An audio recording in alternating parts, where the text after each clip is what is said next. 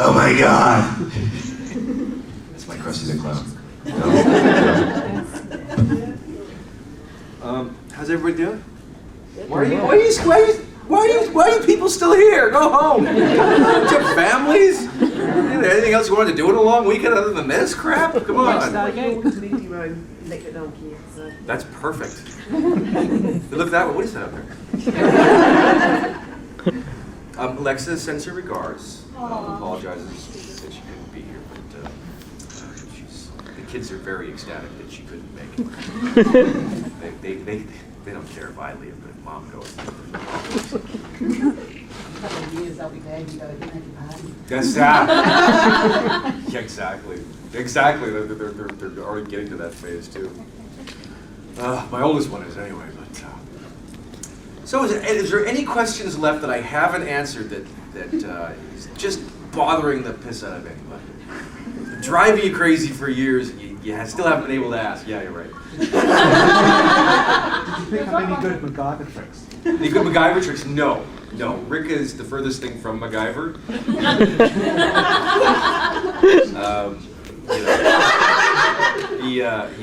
He also really likes to play with the guns too. So no, MacGyver didn't. He does. When he used to, there was one sequence where he got to work the 50 cal. And every opportunity he got, that's why you always saw Neil swing around with the latest toy that the armor guys had brought in. Go, in super slow-mo, 28 frame.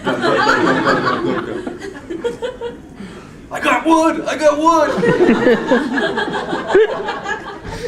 Like, why do you think the replicator shooting sequences went on for like minutes? Episodes.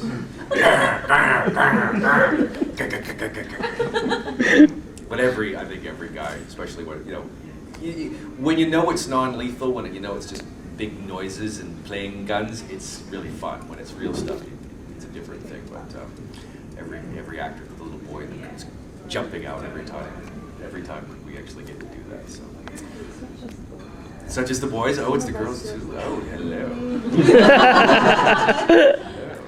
What is the biggest gun you ever played with in this?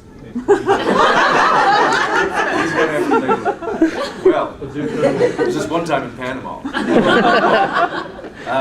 I never got to do much. Like, if you noticed in all those stuff, like all the replicator sequences, I think one time I shot replicators.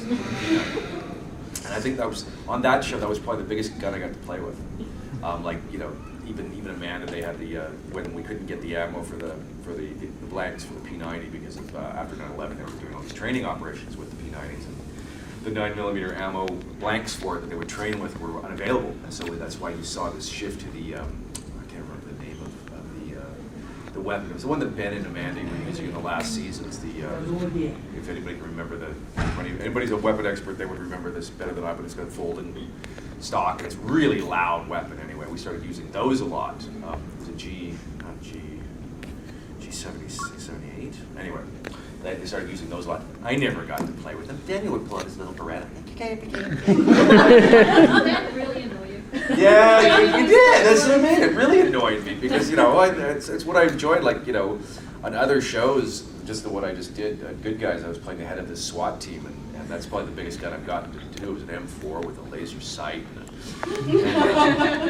and a red dot scope on it, and a 30mm grenade launcher on the bottom. I actually got to fire the flashbangs with as well. And I'm commanding this whole team, and all these guys in Texas, though, all the background guys who are playing my SWAT team are all ex-military guys. So I got to get the pointers, and we're sitting there going, "Oh, you got to come out to they've got a sniper range that they train on. They're like, we'll put you through the paces. We'll give you all the training and stuff like that. You come out and visit us, blah blah." I'm like,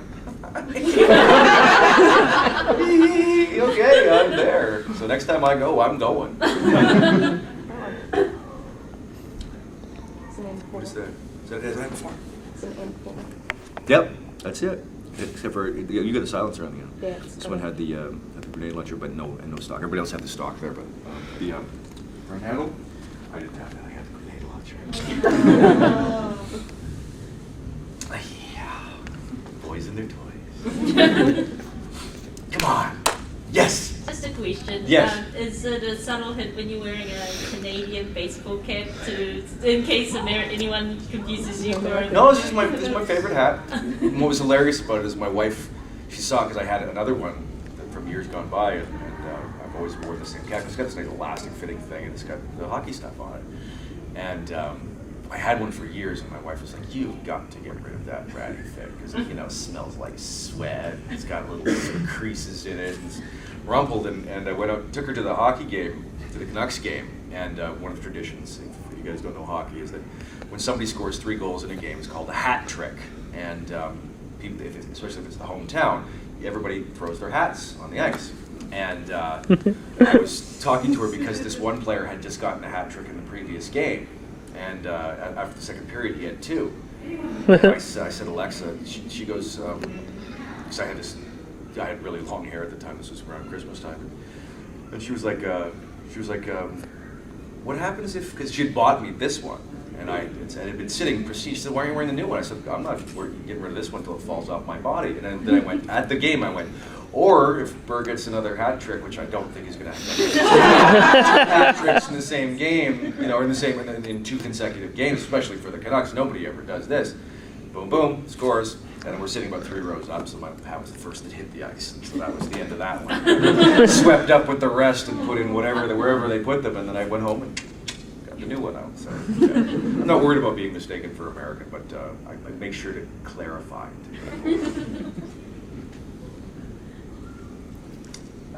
Yes, ma'am. If you have a favorite character or role that you would love to play? Daniel Jackson. I don't really have one. I mean, roles are written differently. I mean, there's stuff in Shakespeare that I'd like to do, but there's not one role that I'm just coveting so much. I think I've been offered to play Stanley in Streetcar Named Desire about 2 or 3 times now. And it's a role I kind of really don't want to play. It's kind of, Marlon Brando kind of ruined it for everybody. He did it really, really well. So it's one of those things that you're always going to be compared to that no matter what you do. And I sort of go, I don't know if there's much more to do with that part. I really want an interesting take on something if I was going to recreate it. But I can't think of any particular role. I always know it when I see it. So there's always interesting aspects to characters and characters that may not seem like they're absolutely fleshed out in the one part you read about them might over time on a series get more fleshed out. You go, oh, that's really cool. They have this dark side to it. There's one I screen tested for a pilot for AMC called Hell on Wheels, which is this Western. It was a really interesting role. It was kind of this stoic ex-Civil War soldier who sort of goes, wants revenge against the people that killed his wife, the Union soldiers that killed his wife, and so he slowly hunted them down all over the West and whatever. And so I thought that was a really interesting role to play. I didn't get it. Somebody else got it, but it was nice to at least get to the point where I'm screen testing for it, because it wasn't really me, and that's why I wanted to do it. I wanted to play something that was really not who I was, and I didn't get it, but there'll be other opportunities. No, ever. No, they've written the scripts, and the financing is an issue. MGM is in not in good condition right now. Although they're doing The Hobbit, they're part of they're the ones. The reason why it's taken so long is because they own the property.